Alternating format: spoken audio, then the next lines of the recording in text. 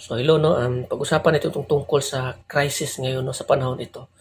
Alam naman natin 'no, na ang nangyayari dito sa atin ngayon, sa panahon ngayon 'di ba, crisis, lalo na sa oil.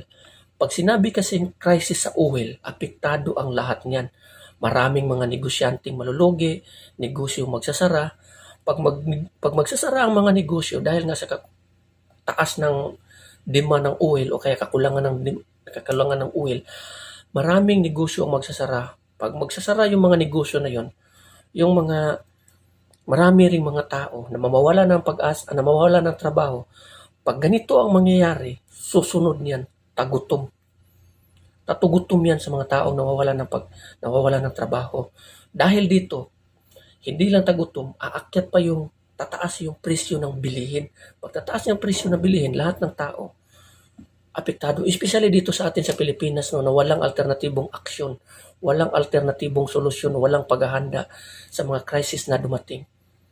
Naalala niyo yung nangyayari kay Jose sa Egypt noong unang panahon, ang anak ni Jacob sa panahon ni Jacob nung time na yon sa Genesis yun, sa Genesis sa Biblia nung 7 years of yung masaganang ani. Naghanda sila ng 7 years noon, masaganang ani.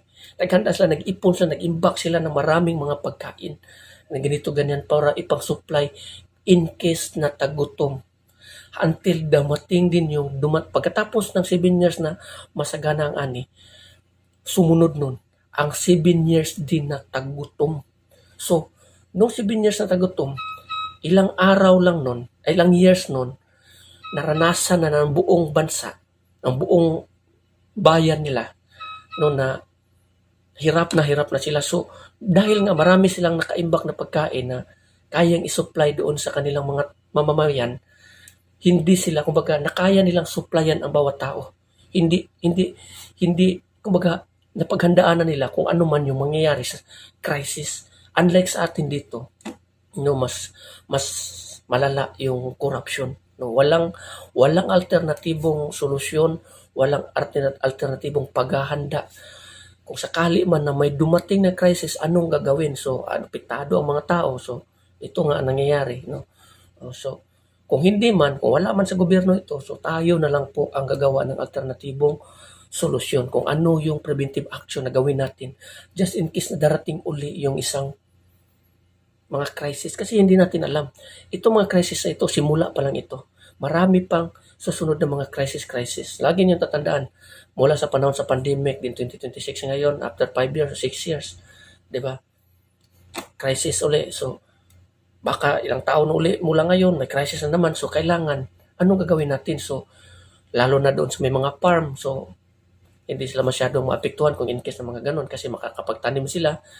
So, tayo dito na mga nasa mga middle class o low class na talaga, nasa mga syudad o yung mga business na lang talaga kayo kahit mga sari-sari store. Kasi pag mag-business kayo, pagtataas ang presyo na biliin, pwede kayong sumabay-sabay dyan.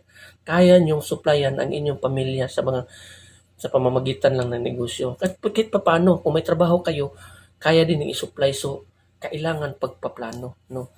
Upang paghandaan natin, gaya ng nangyayari doon sa Egypt noon, na pinanghandaan nila ang 7 taon, no, na tagutom. So, hindi natin alam, no? So, lagi tayong manalangin din sa ating Panginoon. Hihingi tayo ng tulong sa Kanya na sana, kung darating man ang susunod na crisis, na sana tulungan niya tayo na pagtagumpayan muli ang mga crisis na ito. Kasi alam niyo ba, pag dumating ang crisis, pag dumating ang isang crisis, kung ang isang tao, Kristiyano, na nananampalataya sa Panginoon, alam niyo ba na ang krisis ay nakakaapekto sa pananampalataya sa isang tao? Bakit ko nasasabi yan? Ang krisis kasi, halimbawa, ang isang tao, nananampalataya sa Panginoon, sumusunod sa Diyos, pag nakaka-encounter yan na pinakamahirap na sitwasyon, mga krisis, tagutom, hirap na financial problem, naapektuhan ng kanilang pananampalataya upang gagawa na rin sila ng kasamaan. Malayo sila sa Panginoon. So, kailangan, kayo mga Kristiyano, no, kailangan may alternatibo kayong solusyon. No, tayo, hindi lang ako, kundi tayo. Magtulungan po tayong lahat. Ito po yung utos sa atin ng Panginoon na magtulungan po tayo upang yung pananampalataya ng ating kapatid na Kristiyano ay mananatili pa rin matatag. Kung sakali man na para siyang puno na medyo natutumba, kayong mga Kristiyano na nakakita nito, sana tulungan niyo po. Magtulungan niyo po tayo. Kasi maraming mga Kristiyano, mga sumusunod sa Panginoon na humihiwalay na sila sa kanilang pananampalataya dahil nga natangay na sila ng igos ng kahirapan, ng crisis, ng problema, pinansyal, at lumayo na sila at bumalik na sila sa dating pamumuhay ng kadiliman, no? Lumayo na sila sa Panginoon kasi nga tingin nila, wala rin namang tulong sa Panginoon na ganito, ganyan. Pero hindi nila alam na sana yung mga bagay na yun is dapat pagtagumpayan lang sana kasi dito sa mundong ito, lahat ng pasakit at problema is temporary. No? So temporary. So tulungan niyo na lang po ang bawat Kristiyano kasi apektado po ang mga mananampalataya po pag dumating po ang mga Kristis.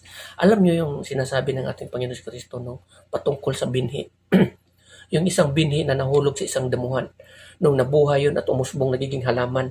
Ngunit nga doon sa may damuhan, nilamon siya ng maraming damo at namatay yung binhi na yun. Yung halaman na yun, namatay. So ganun din yun. Yung isang binhi na nabubuhay at nagiging halaman, yun yung isang Kristiyano na patuloy na nananampalataya sa Panginoon. Yung damo na yun, yun yung mga distraction, yung mga pinansyal, problema, pagsubok, kahirapan, pasakit, mga pangarap sa buhay, kayamanan, sa mga ganito, ganyan. Yun yung lalamon sa pananampalataya sa isang tao at namatay ang kanyang pananampalataya. No, so, kailangan tayong magtulungan upang ang pananampalataya sa isang tao doon sa Panginoon mananatili pa rin matatag. So, kailangan magtulungan. Kung makita mo ang inyong kapatid na medyo nahihirapan, tulungan mo. Tulungan po tayo. Kasi nga ang crisis po, isa po talaga sa nakakapekto sa ating pananampalataya sa Panginoon. No, so wag tayong magdamot sa ating kapwa, no. Wag tayong magdamot. Sundin natin yung sinasabi ng ating Panginoon patungkol sa giving, no. Giving, no. So upang kasi darating din ang araw no na kung ikaw magbigay sa sa kapwa mo, ikaw rin makikinabang niyan pagdating ng panahon. Siguro sa ngayon hindi mo pa maintindihan yan. So magtulungan po tayo. Lagi po tayong hihingi ng tulong doon sa ating Panginoon na sana malagpasan natin ang bawat crisis, pagsubok, kahirapan, bigati, pasakit o problema na ating harapin. No?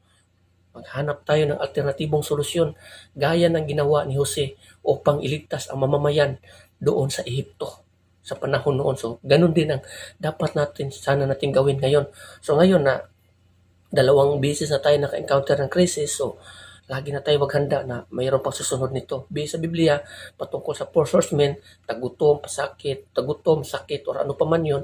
So, darating at darating pang mas lala at mas malala pa na paghihirap dating sa unahan. No? So, kailangan tayong manalig at mananampalataya sa ating Panginoon kasi hindi natin alam kung hanggang saan lang ang ating buhay. Kung titigil tayo ngayon, titigil na itong hininga natin ngayon, buhay natin ngayon, at least, andun tayo sa kamay ng ating Panginoon at matanggap natin ang mga pangako ng Diyos para doon sa mga taong nagmamahal at umiibig sa Kanya. No? So, wag sana nating hayaan no, na ang ating pananalig at pananampalataya doon sa ating Panginoon ay maaapektuhan. Kailangan mananatili tayong matatag hanggang sa kamatayan. No? So, hanggang dito lang yan. God bless everyone.